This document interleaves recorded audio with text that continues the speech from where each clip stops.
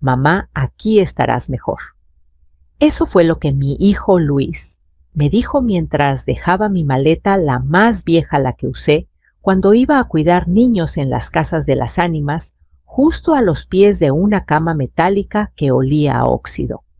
Su esposa Carla ni siquiera volteó a verme. Estaba demasiado ocupada revisando su celular, como si tuviera prisa por irse. Fue en ese momento, rodeada de paredes manchadas, viejitos dormidos y un televisor gritando un programa de concursos, cuando entendí algo aterrador. No estaba ahí por mi bien, sino porque sobraba en mi propia casa. Nunca imaginé que a los 72 años volvería a sentirme como cuando tenía 10, abandonada en una escuela nueva, con el corazón temblando y las palabras atoradas en la garganta. Pero ahí estaba yo, sentada en la cama número 14 de un asilo llamado Casa del Amanecer. ¡Qué ironía! Yo solo veía atardecer en esas paredes. Luis se aclaró la garganta, como si estuviera practicando un discurso importante. «Mamá, mira, aquí te van a cuidar bien», dijo exageradamente amable, como cuando uno intenta convencer a un niño de que la inyección no duele nada. Yo asentí, aunque sentía un nudo afilado en el estómago. Mi hijo tenía esa mirada de quien no quiere enfrentarse a la culpa. Bajaba los ojos, respiraba hondo y volvía a hablar solo para no escuchar el silencio. Hay actividades, juegos, ejercicio, comida blandita. Seguía diciendo, enumerando beneficios, como si me estuviera vendiendo un departamento. Carla intervino sin dejar de mirar la pantalla. Además tienen seguridad las 24 horas. Y pues, nosotros trabajamos mucho. No podemos estar al pendiente de ti todo el tiempo. Ese pues me atravesó más que cualquier otra cosa. Ese pues significaba que ya me habían puesto en la categoría de estorbo. No sobraba amor, sobraba yo. Respiré hondo. No quería llorar frente a ellos. No les daría ese consuelo. Las lágrimas siempre habían sido privadas para mí. Luis se acercó a mi maleta para abrirla, tratando de acomodar mis cosas como si así pudiera arreglar algo más profundo. «Te traje tu bata favorita, la rosa con flores», dijo forzando una sonrisa. La había escogido porque él recordaba que yo la usaba cuando lo despertaba para ir a la secundaria. Pero la verdad, la bata estaba vieja, casi transparente. Me sorprendió que no se hubiera ido a la basura junto con otras cosas que seguramente Carla ya había descartado para ahorrar espacio. El cuarto olía a plástico viejo, a medicinas y a humedad. La cama de al lado estaba vacía, aunque claramente había sido usada hace poco. La almohada aún tenía forma de cabeza. El pasillo a lo lejos estaba lleno de voces arrastradas. Una viejita que llamaba a alguien llamado Toñito, un señor que se reía, solo 2 enfermeras que murmuraban chismes. El mundo que se abre en los asilos es otro universo, uno donde el tiempo ya no corre, se estanca.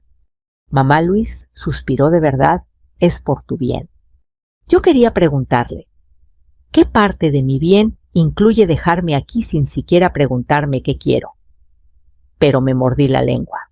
Las madres de mi generación no hacíamos preguntas incómodas. Aguantábamos, siempre aguantábamos. Carla finalmente levantó la vista y dijo, «Bueno, ya nos tenemos que ir. El tráfico se va a poner feo». Ni una caricia, ni un beso, ni un «¿estás bien?». Solo prisa. Luis me abrazó rápido, como quien quiere terminar un trámite. «Te hablamos mañana para ver cómo sigues». «¿Sí?» Mañana yo sabía que no. Cuando salieron, escuché cómo sus pasos se alejaban por el pasillo. Y luego, el sonido más doloroso de todos, la puerta del asilo cerrándose. Muy despacio, como quien se acomoda para una siesta triste, me senté en la cama. Toqué las cobijas ásperas. Me quité el rebozo. Respiré ese aire espeso que huele a olvido. Quise decirme a mí misma que iba a estar bien, que no necesitaba a nadie, que era fuerte. Pero la verdad es que sentí que un pedazo de mi alma se quedaba colgando del retrovisor del carro de mi hijo cuando se fueron. Me repetí en la mente. Guardé mi dolor y seguí adelante. No lloré delante de ellos, no les di ese lujo. Pero ya a solas, sentí como el silencio me abrazó por la espalda. De pronto la puerta se abrió. Una enfermera con cara de pocos amigos asomó la cabeza. Señora Elena, ¿ya se va a acomodar? A las 6 damos la cena arroz con leche y pan. No se vaya a tardar. Asentí con una educación que no me nacía del corazón, sino de los hábitos. Cuando volvió a cerrar la puerta, me quedé viendo el techo manchado. Escuché a alguien toser, a alguien rezar, a alguien llorar. Y entonces me dije, así empieza mi nueva vida, aunque nadie me preguntó si la quería. Me recosté despacio. El colchón era tan duro que mi espalda protestó con un crujido. Miré mi maleta cerrada, casi intacta. Dentro no había mucho. Un par de blusas, mi rebozo viejo, fotos que yo misma metí, sin que Carla las viera, porque ella hubiera dicho eso ya ni sirve, y la libreta donde anoto mis gastos, mis recetas y mis pensamientos. Esa libreta sería más importante de lo que yo imaginaba. Antes de quedarme dormida, pensé en algo que me erizó la piel. Un día, 2 años después, tocarían a mi puerta y descubrirían que ya no los necesitaba. Pero para llegar a ese día, tendría que pasar por un infierno silencioso. Y aquí es donde comienza realmente mi historia. Cuando cerré los ojos aquella primera noche en el asilo, no pude dormir.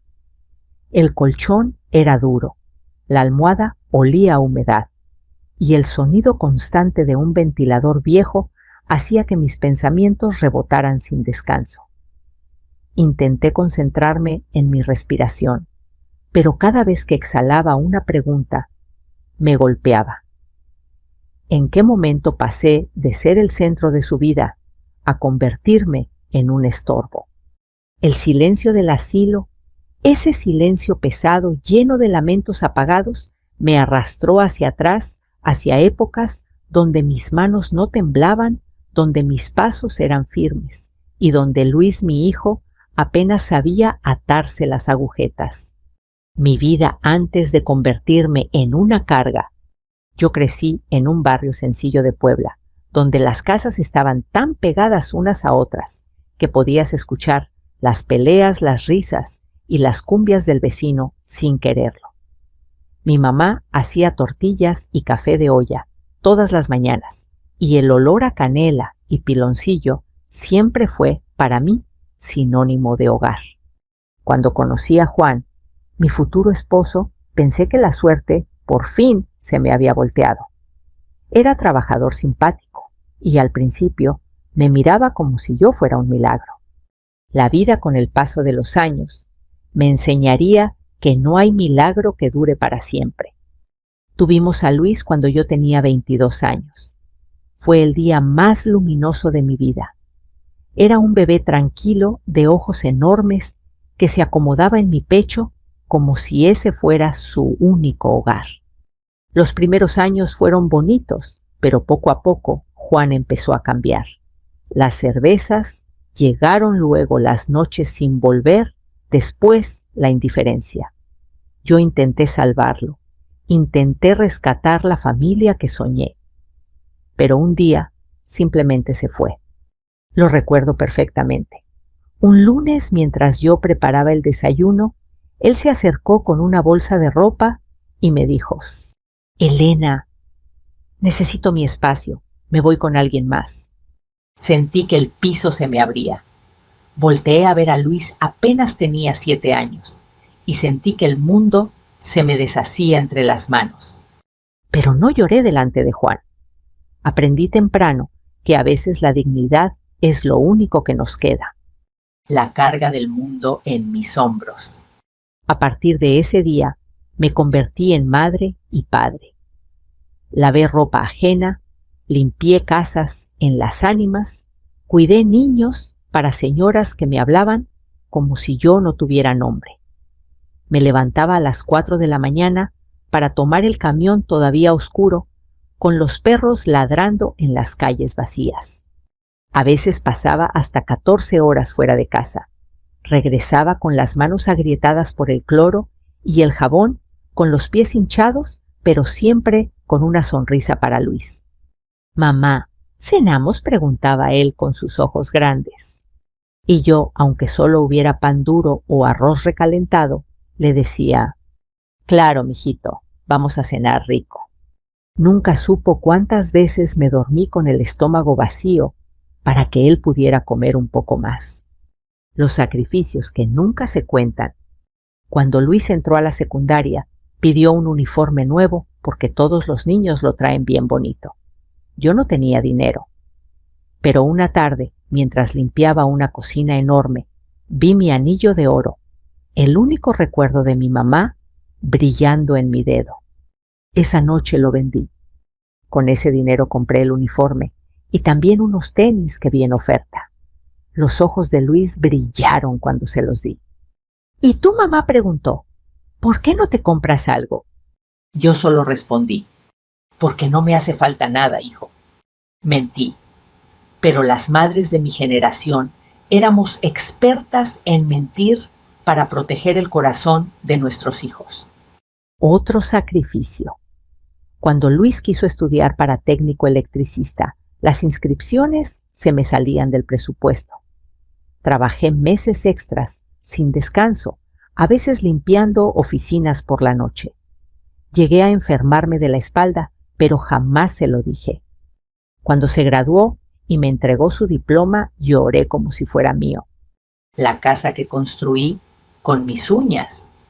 Con ahorros tandas y un préstamo casi imposible, compré un pequeño terreno en una colonia humilde. Era tierra, solo tierra, pero para mí era el futuro. Cada bloque de esa casa lo pagué con horas invisibles de trabajo. El día que pusieron la última ventana, me senté en el suelo del que sería mi cuarto y lloré. Era mi primer logro real, algo que nadie me había regalado. Pensé que ese lugar sería mi refugio para siempre. No sabía que algún día me sacarían de ahí como si fuera la última página de un libro viejo. Luis y la llegada de Carla. Cuando Luis conoció a Carla, yo estaba feliz. La muchacha era bonita, educada, siempre sonriendo.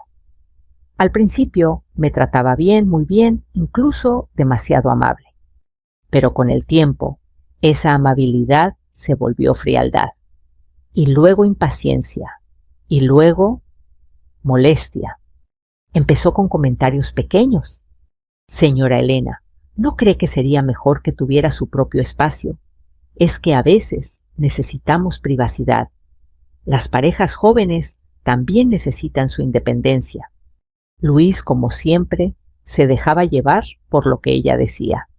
Y yo me hacía chiquita para no estorbar. Aún así, seguía ayudando cocinando, cuidando al nieto, limpiando la casa, haciendo tortillas, como mi mamá me enseñó. Nadie te dice que el corazón se rompe poquito a poquito, no de golpe. El incidente que lo cambió todo. Un día me mareé mientras preparaba café. Estaba sola, me agaché demasiado rápido para agarrar una olla del gabinete y el mundo me dio vueltas. Me recargué en la estufa, respiré hondo y seguí. Luis llegó minutos después y vio que el café se había derramado. Mamá gritó: «¿Qué hiciste? ¿Quieres quemarte?». Carla aprovechó la escena. «Luis, esto ya no es seguro. Necesita cuidado. ¿Y si un día deja el gas abierto? ¿Y si un día se cae y no hay nadie?». Ni siquiera me dejaron explicar. Ni siquiera preguntaron cómo me sentía. Ese mismo fin de semana visitaron el asilo y 2 semanas después ya estaba yo aquí sentada en esta cama metálica. Y ahora entiendo.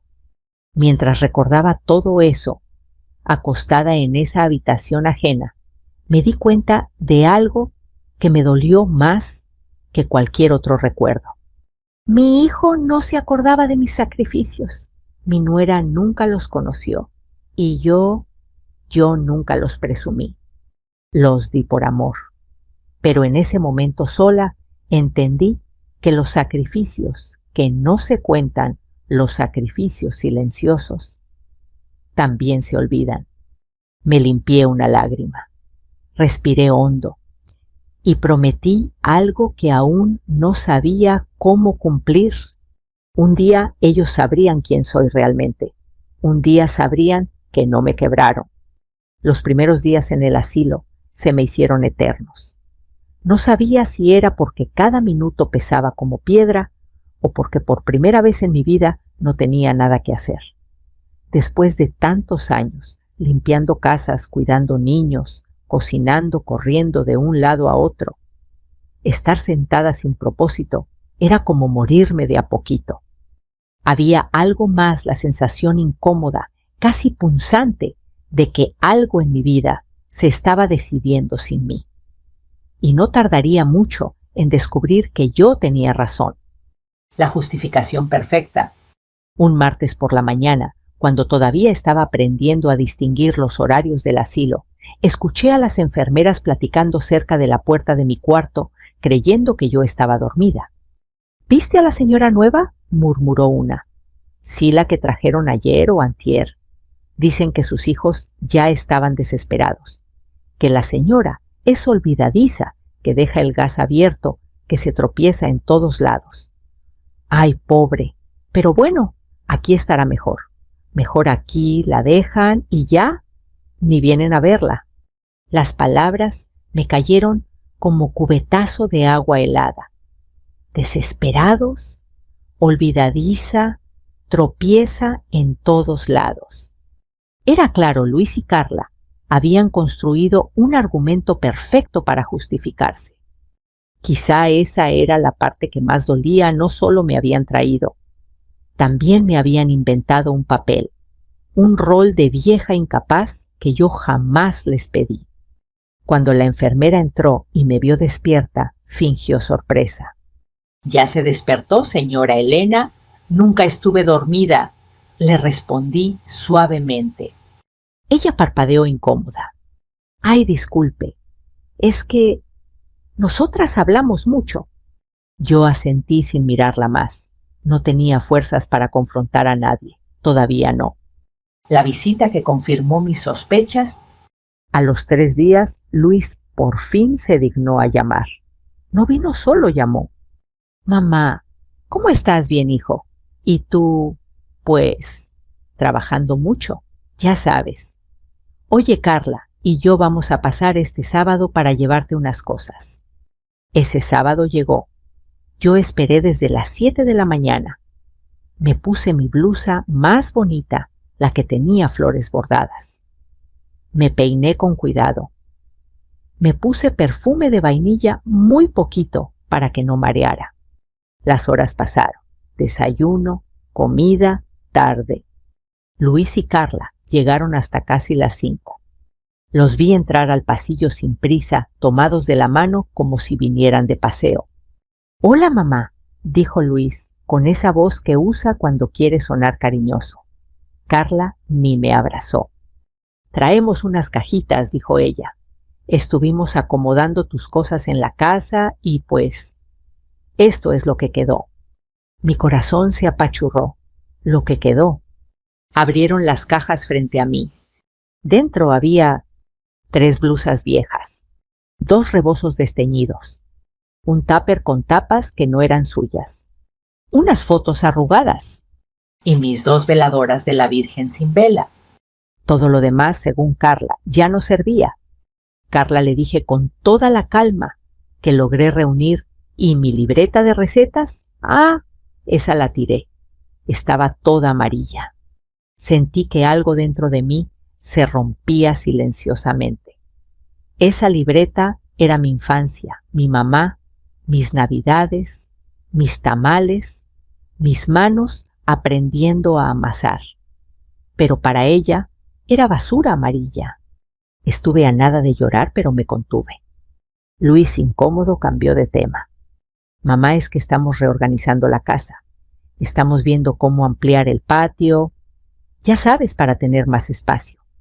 Yo sabía muy bien qué significaba tener más espacio. Mi cuarto ya no era mi cuarto. Era un nuevo proyecto de remodelación. No lo dije en voz alta, no tenía caso. Ellos se fueron después de 15 minutos. 15, ni uno más. Cuando se fueron, Marisol, una cuidadora joven, la única con sonrisa sincera, se acercó a mí. Está bien, doña Elena, sí, hija. Estoy bien, mentí.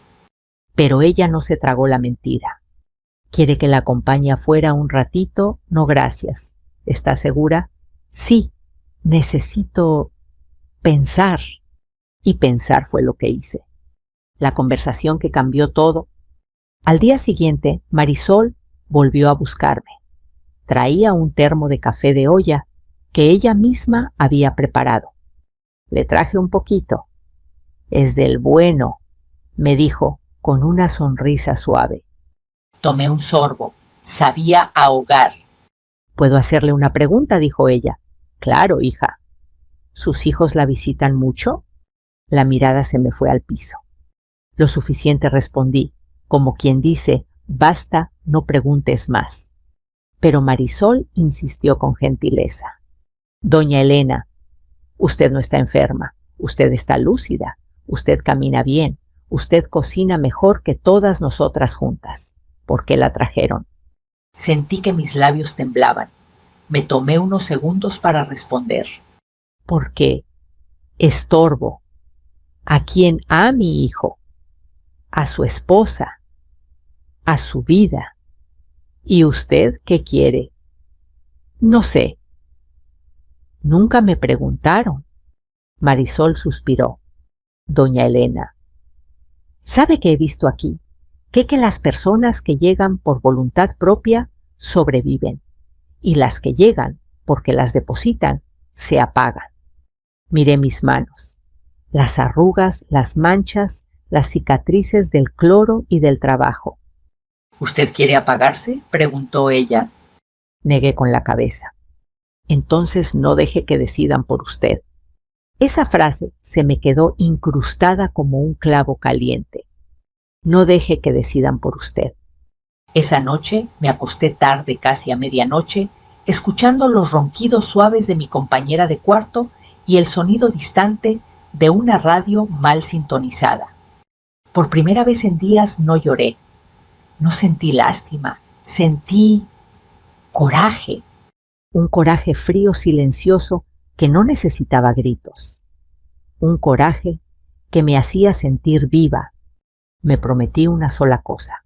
Si ellos habían hecho un plan sin mí, yo también haría uno sin ellos. Un plan que no sabían, que no esperaban, y que cambiaría nuestras vidas para siempre. Pero para eso tendría que empezar desde abajo, desde aquí, desde este asilo que no pedí, pero que sería el lugar donde renacería. Los días siguientes empecé a aprender los ritmos del asilo. Aquí las cosas no pasan rápido. Todo se siente como si el tiempo caminara en puntitas, lento, pesado, casi arrastrando los pies. Pero ese mismo ritmo que al principio me parecía insoportable, poco a poco empezó a mostrarme que no estaba tan sola como creía. El coro de voces que nadie escucha. Cada mañana antes del desayuno podía escuchar lo que yo llamaba el coro de los olvidados. Una señora que hablaba dormida llamando a Toñito. Un señor que cantaba rancheras desafinadas. Otro que repetía oraciones completas como si necesitara convencer a Dios de que no lo dejara abandonado. Al principio me dolía escucharlos, pero después me di cuenta de algo. Yo también era parte de ese coro. Solo que aún no sabía cuál era mi canción. Doña Lupita, la compañera silenciosa. Mi compañera de cuarto. Doña Lupita, al principio, no hablaba casi nada. se sentaba en su cama y veía el muro como si allí estuviera un recuerdo que solo ella podía descifrar. Una tarde me animé a preguntarle: ¿se encuentra bien, doña Lupita? Ella parpadeó lento y dijo: Mi hijo prometió venir hoy, como hace 3 semanas y 3 meses y 3 años. Sentí un nudo en el pecho. No supe qué decirle, así que solo me senté a su lado. A veces acompañar vale más que cualquier palabra. El taller de Marisol. Una tarde, Marisol, la cuidadora, que tenía pura luz en los ojos, llegó con una caja llena de estambres, agujas y unas tijeras viejas. Hoy toca taller de manualidades. ¿Listos?, dijo con entusiasmo. Nadie respondió.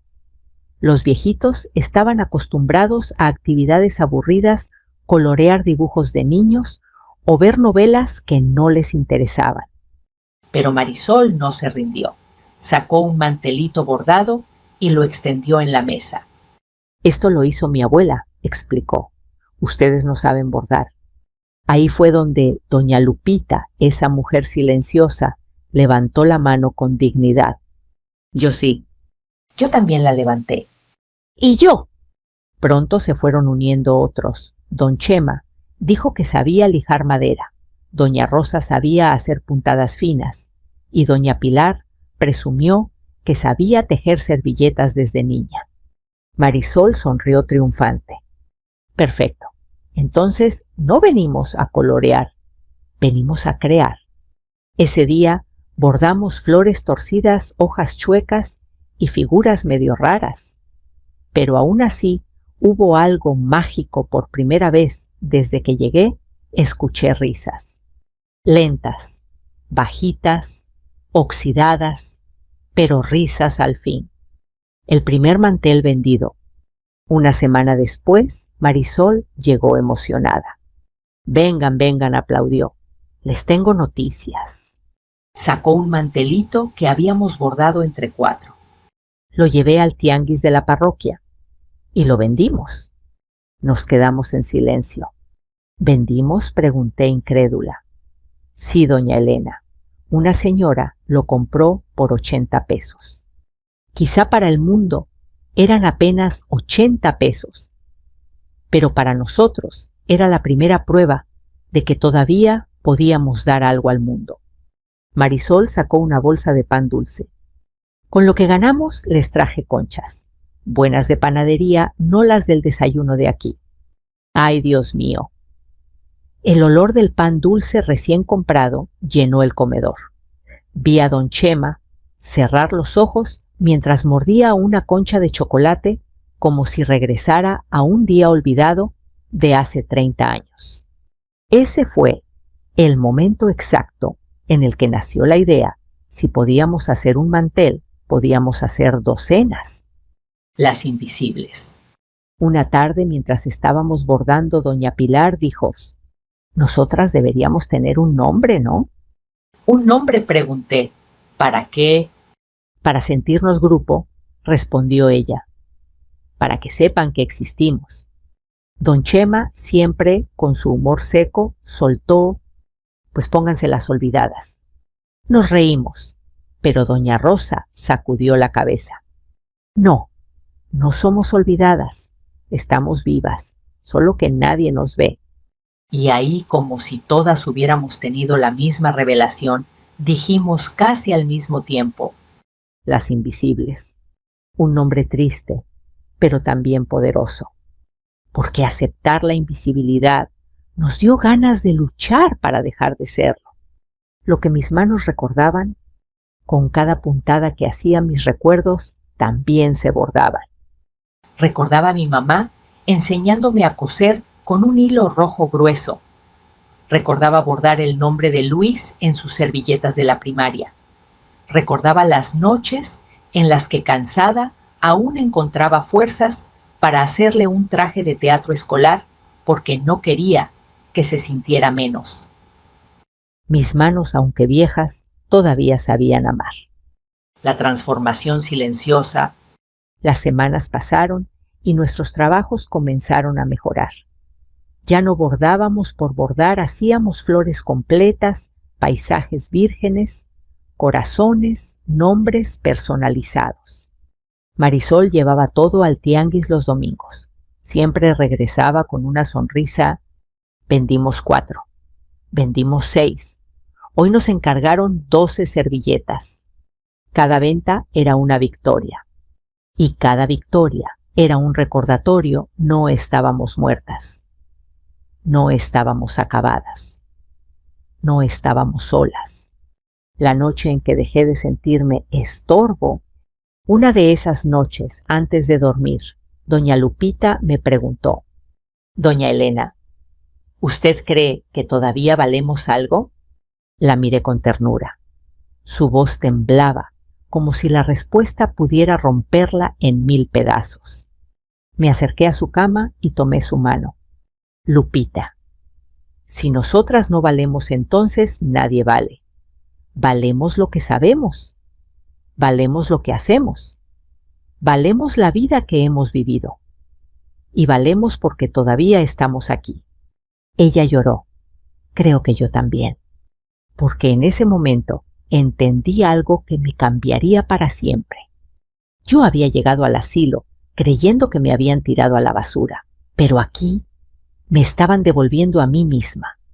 La frase que prendió la chispa. Días después, mientras tomábamos café sin azúcar, Marisol me miró fijamente. «Doña Elena, lo que usted está haciendo aquí podría crecer mucho más. No se conforme con sobrevivir. Usted puede renacer».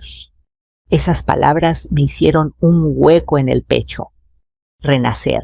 ¿A mis años? No sabía cómo, no sabía cuándo, pero sabía una cosa: no iba a dejar que la vida se me escapara sin volver a levantar la cara. Y menos ahora, que no estaba sola. No, ahora tenía un ejército silencioso, un ejército de invisibles. Nunca imaginé que algo tan sencillo como una aguja, un hilo y un pedazo de tela pudiera cambiarme la vida. Pero así fue. En ese asilo, donde me dejaron por mi bien, donde las paredes cargaban más tristeza que pintura, donde los días parecían fotocopias uno del otro. Ahí justamente, ahí comenzó mi renacer. Todo empezó con un mantelito de 80 pesos. 80 pesos que sabían a libertad. Cuando el trabajo vuelve a darte un nombre. Antes de que me trajeran al asilo, yo era la mamá de Luis, la suegra de Carla, la abuela que cocina rico. Pero nadie me llamaba por mi nombre. Nadie decía Elena. Aquí, entre agujas estambres y risas viejas, volví a escuchar mi nombre, no desde un grito impaciente, sino desde un reconocimiento cálido. «Elena, estas flores te quedaron preciosas. Doña Elena, me enseña esa puntada. Elena, usted tiene manos de artista». ¡Ay! ¿Cómo necesitaba que alguien me dijera algo así? Las palabras correctas pueden despertar partes de ti que creías muertas. El dinero que comenzó a llegar no era mucho. 20 pesos, aquí, 50 allá, a veces 100 por un juego de servilletas. Pero esos billetes arrugados, guardados en una cajita de galletas que Marisol había lavado especialmente para nosotras, eran prueba de algo poderoso. Seguíamos siendo útiles, seguíamos siendo valiosas, seguíamos vivas. Cada domingo Marisol iba al tianguis con una mochila llena de nuestras creaciones. Cada domingo regresaba con menos servilletas y más historias. Una señora pidió 12 con flores de bugambilia. Una muchacha joven quiere manteles con iniciales. Un señor se emocionó porque le recordaba las servilletas de su mamá. Esas historias nos hacían suspirar.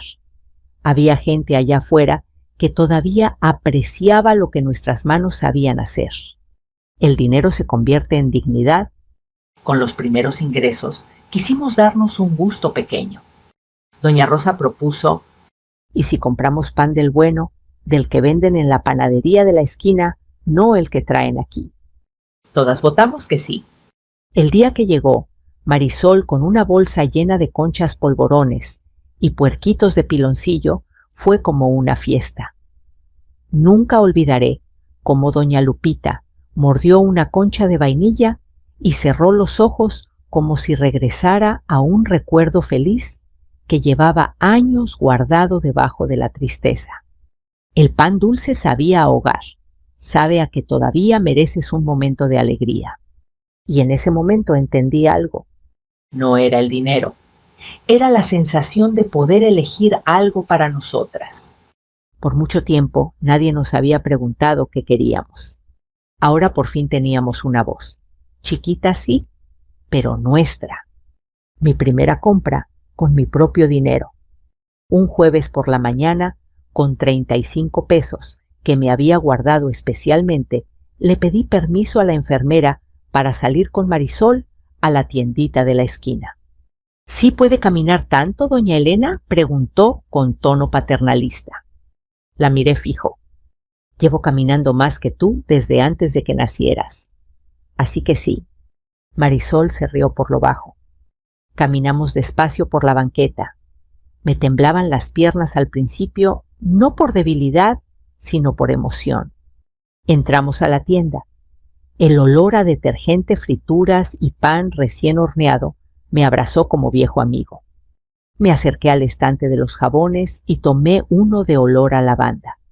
Era un gusto pequeño, casi insignificante para mucha gente, pero para mí era un regalo.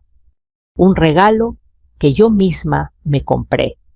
¿Segura que quiere ese?, preguntó Marisol. Sí, respondí. Hoy quiero oler bonito. Fue la primera vez en mucho tiempo que elegí algo para mí sin pedir permiso, sin depender de nadie. Ese jabón de lavanda se convirtió en símbolo de algo mucho más grande. Mi independencia empezaba a renacer. La llegada de la abogada. Una tarde, mientras bordábamos, Marisol se acercó con una mujer de traje sencillo, pero elegante. Parecía amable, pero también firme. Doña Elena, dijo Marisol, ella es la licenciada Teresa. Ayuda a personas mayores con trámites y derechos. Yo fruncí el ceño. ¿Y yo para qué necesitaría una abogada? Teresa sonrió. Marisol me contó un poco de su historia, sobre su casa y sobre lo que han estado moviendo su hijo y su nuera. Sentí un escalofrío recorrerme el pecho. Moviendo pregunté. La abogada abrió una carpeta. Según algunos registros, su casa ahora está a nombre de su hijo y su esposa. ¿Usted firmó algo? Me quedé helada. Recordé vagamente un día en que Luis me dijo: mamá firme aquí para un trámite del agua. Mamá necesita poner su nombre. Mamá es solo para que no nos corten el servicio. Había confiado. Porque una madre, aunque la lastimen, siempre quiere creer. Teresa me miró con compasión. No se preocupe. Todavía hay formas de proteger sus derechos, pero debe actuar antes de que ellos vendan la propiedad. Mi corazón dio un vuelco. ¿Venderla, mi casa? La abogada asintió. Es común. Los hijos creen que las personas mayores no van a darse cuenta. Me hervía la sangre, no rabia, no odio. Algo más profundo, el sentimiento de ser traicionada por quien más amaste. Tomé aire. Licenciada, quiero que me explique todo con calma. Y durante 1 hora entera me explicó mis opciones. Entre ellas, abrir una pequeña cuenta a mi nombre, asegurar parte del dinero del proyecto y proteger mis cosas personales. Por primera vez en mucho tiempo, sentí que recuperaba el control sobre mi vida. El nacimiento de un plan. Esa noche casi no dormí. Mi mente trabajaba sin parar. Si Luis había tomado decisiones sin mí, yo también podía tomar decisiones sin él. Pero no quería hacer un escándalo, no quería gritar, no quería vengarme. No, lo que quería era algo mucho más simple y a la vez mucho más poderoso. Quería elegir cómo vivir mis últimos años. y no permitir que nadie más lo eligiera por mí. El momento exacto en que dejé de ser víctima, la siguiente vez que Luis llamó 2 semanas después, sonaba apresurado, casi desesperado. Mamá, ¿cómo has estado? ¿Todo bien? Todo en su voz sonaba falso, como si tuviera prisa por llegar a la verdadera razón de su llamada. Y yo lo supe. Sabía que esa llamada no era por preocupación. Era por conveniencia. Por primera vez en la vida no sentí ni culpa ni dolor. Sentí fuerza. Todo perfecto, hijo. Respondí con una calma que lo desconcertó. Ya no te preocupes tanto por mí. Y mientras él tartamudeaba buscando palabras, yo sonreí. Porque sin que él lo supiera, estaba a punto de descubrir que ya no me necesitaba. 2 años. Parece poco cuando uno es joven, pero cuando ya tienes más de 70, el tiempo se vuelve extraño. A veces corre rápido como agua entre los dedos. A veces se detiene como si tuviera miedo de avanzar. Pero 2 años en el asilo fueron suficientes para transformarlo todo mi vida, mi corazón y mi manera de ver a mi propio hijo. El asilo ya no era el mismo, y yo tampoco. Para cuando se cumplieron los 2 años, Casa del Amanecer ya no era el lugar triste, gris y silencioso que conocí el día que Luis y Carla me dejaron en la cama 14. No, gracias al proyecto de las Invisibles, algo hermoso había florecido en ese lugar. Las paredes ya no estaban manchadas, las pintamos con voluntarios. Había macetas con flores que don Chema y yo cuidábamos como tesoros. Las enfermeras sonreían más, sabían que cada semana llegaba pan dulce gracias a nuestras ventas. Las mesas del comedor tenían manteles bordados por nosotras mismas. Y cada viernes organizábamos una tarde de canciones con un muchacho que traía su guitarra para tocarnos boleros. Todo era humilde, pero cálido. Por primera vez en mucho tiempo, yo pertenecía a un lugar. Y lo más importante, ya no dependía de nadie. Tenía mis ahorros, mi cuenta protegida, mis cosas bajo control y un círculo de personas que me querían sin pedir nada a cambio. La primera señal fue un miércoles, cuando recibí una llamada inesperada. El teléfono del pasillo sonó y la enfermera gritó: «Señora Elena, le hablan». Me limpié las manos, había estado acomodando estambres y tomé el auricular. Bueno. Silencio. Y luego una voz que reconocería en cualquier parte. «Mamá, soy yo, Luis». No sé por qué, pero sentí un escalofrío recorrerme los brazos. ¿Qué necesitas, hijo? Hubo otro silencio, uno incómodo, lleno de vergüenza. Mamá, ¿podemos ir a verte? Tenemos que hablar contigo. Y ahí supe exactamente lo que estaba pasando. Algo en su vida se había caído. Y ahora necesitaba que yo lo recogiera. Pero no dije nada, solo respondí: «Claro, hijo, los espero». Colgué suavemente. Mi corazón estaba tranquilo, sereno, sin prisa. Sabía que ese día llegaría, el día en que ellos tocarían mi puerta no por amor, sino por necesidad. La llegada, Luis y Carla llegaron en un coche más viejo que el que tenían antes. La pintura estaba rayada y una de las defensas estaba suelta. Carla bajó primero. Se veía cansada, demacrada. Luis la siguió con los hombros caídos. Cuando entraron al jardín del asilo, sus ojos se abrieron. ¿Qué hicieron con este lugar?, preguntó Carla sorprendida. Había música suave sonando desde el comedor. Unas señoras tejían bajo la sombra del árbol grande. Unos cuantos viejitos jugaban dominó. Y yo estaba ahí sentada entre plantas podando mis rosales. Luis se me quedó viendo como si yo fuera otra persona. «Mamá, ¿te ves? Muy bien. Sonreí. Estoy bien, hijo, muy bien. Carla miró alrededor y susurró. Esto parece otro asilo. Nada que ver con cómo estaba antes. Las invisibles lo cambiamos, respondí con orgullo. Luis frunció el ceño. Un grupo que formamos, vendemos bordados y artesanías, tenemos clientes, ahorramos dinero y ayudamos al asilo. Carla abrió la boca, pero no salió nada. Me pidieron que habláramos en privado, así que los guié hasta la salita donde antes solo había sillones rotos. Ahora tenía cortinas nuevas, mesas pintadas y hasta unas flores frescas. La verdad que venían a esconder. Luis empezó a hablar rápido. Mamá, nosotros hemos tenido unos meses difíciles. El trabajo bajó, la remodelación de la casa, salió más cara, el crédito del coche. Se nos vino encima. Carla añadió con voz temblorosa, y la escuela del niño está atrasada.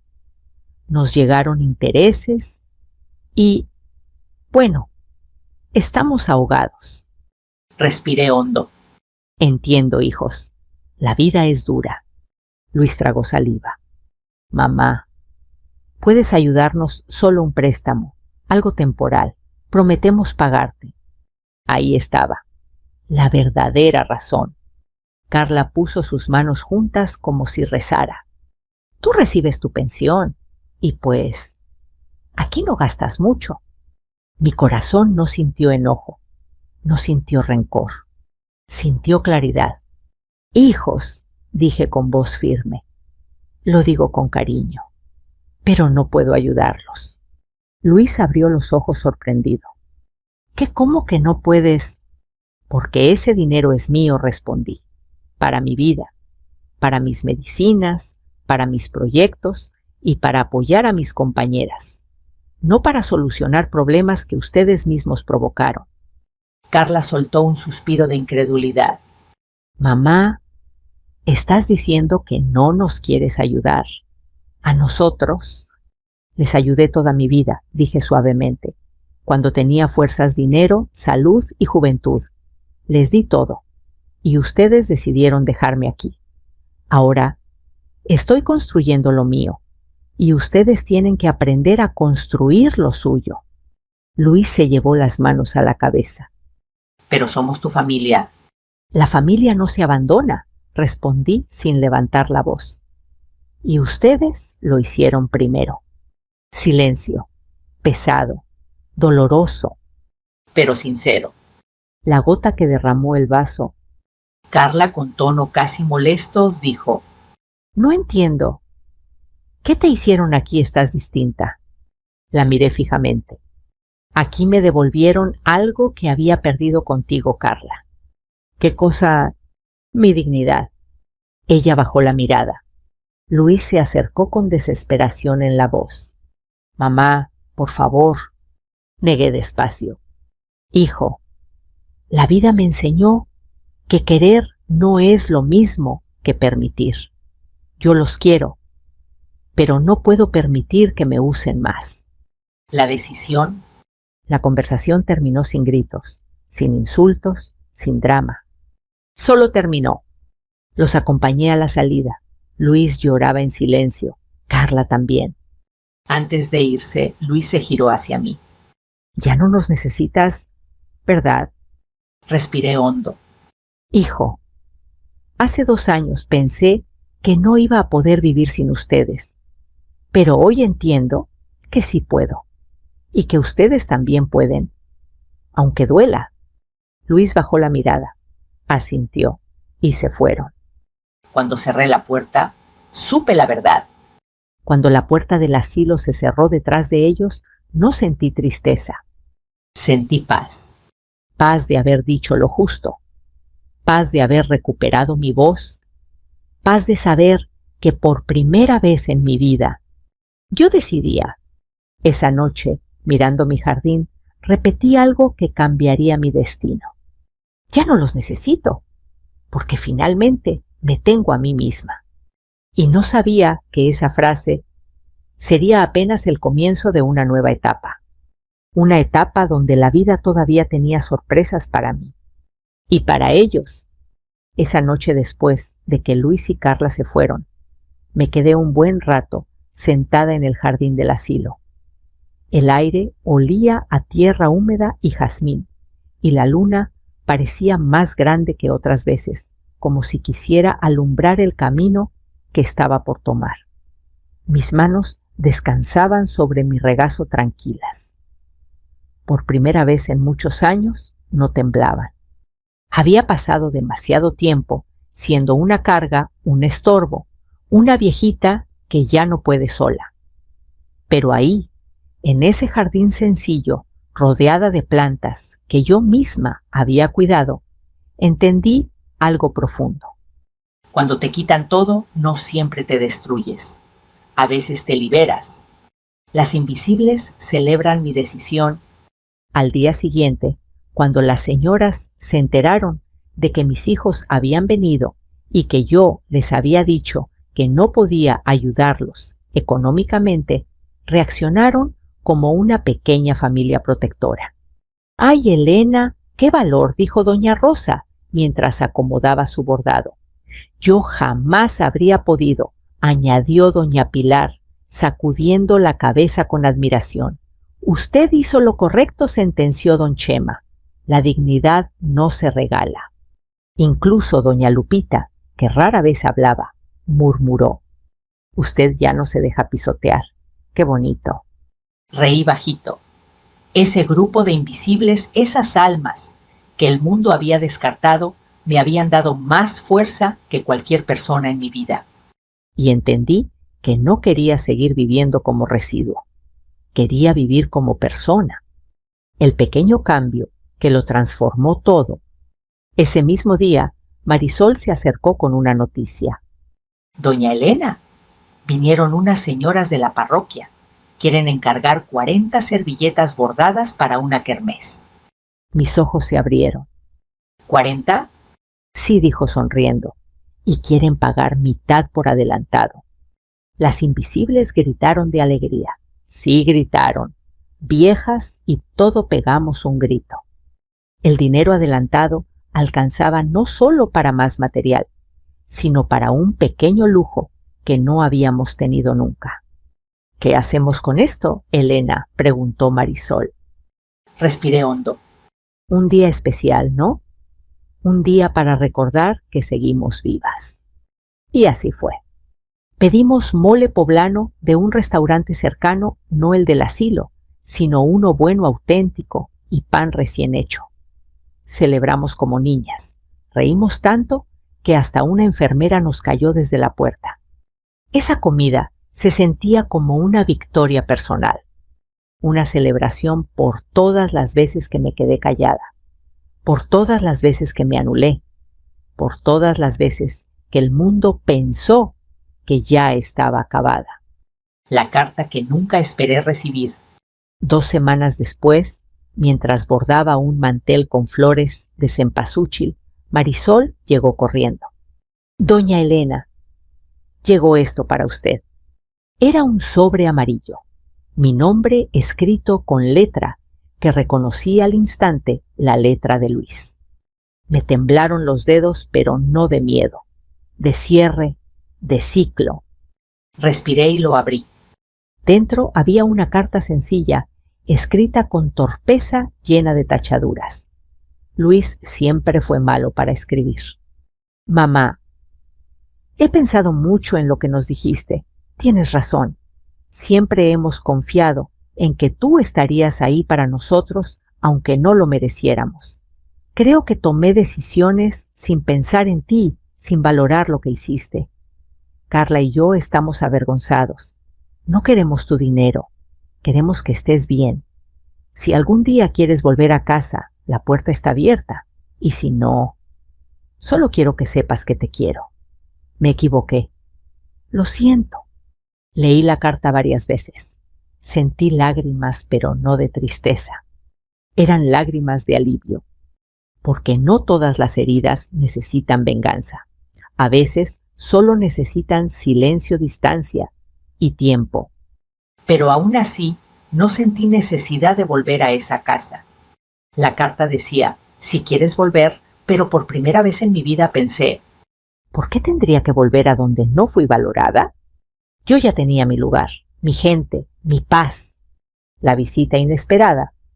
3 días después, Luis llegó solo, sin Carla, sin exigencias, sin prisas. Traía una bolsa con pan dulce del bueno del de panadería y una expresión que no le había visto desde niño: humildad. ¿Puedo pasar?, preguntó tímido.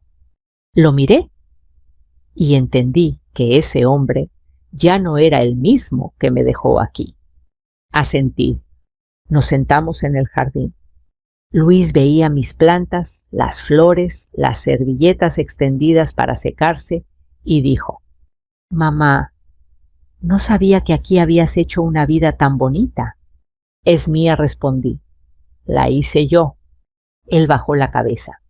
«Siento mucho no haberlo visto antes». Le toqué la mano, no como madre que perdona desde el sacrificio, sino como mujer que elige la paz. «Ya lo viste, Luis», le dije. «Eso es suficiente». Hablamos un rato sobre su hijo, sobre su trabajo, sobre cómo la vida lo había golpeado después de haberme dejado aquí. Y cuando se fue, me abrazó fuerte. «No sé si te merezco, mamá», susurró. Yo también lo abracé. Yo tampoco sé si merezco todo lo que pasó, pero aquí estamos, y eso cuenta. Lo vi alejarse con paso lento. Algo en él se había roto, y a la vez algo se estaba reparando. Como en mí. Mi nueva vida. Desde ese día, Luis me visitó cada 2 semanas. A veces venía solo, a veces traía a mi nieto. Carla tardó más en aparecer, pero lo hizo. Y aunque la relación nunca volvió a ser la misma, al menos ya no había desprecio. Mientras tanto, las invisibles siguieron creciendo. Vendimos manteles para fiestas, servilletas personalizadas, bordados religiosos. Incluso abrimos una pequeña página en Internet con ayuda de unos voluntarios jóvenes. El asilo usó parte de las ganancias para arreglar baños, comprar colchones nuevos y traer clases de música cada martes. Lo que antes era un depósito de viejitos olvidados, ahora era un pequeño hogar lleno de vida. Y yo me sorprendí dándome cuenta de que estaba feliz. Feliz. A mi edad, en un lugar al que llegué pensando que sería mi final. Mi mensaje para quien escucha mi historia: si estás escuchando esto desde tu casa, desde tu cama, desde tu sala, quiero que te lleves algo de mi historia. Nunca es tarde para recuperarte, nunca es tarde para empezar, nunca es tarde para valerte por ti misma. Te pueden abandonar, te pueden subestimar, te pueden olvidar, pero mientras tengas voz, manos y corazón, puedes levantarte.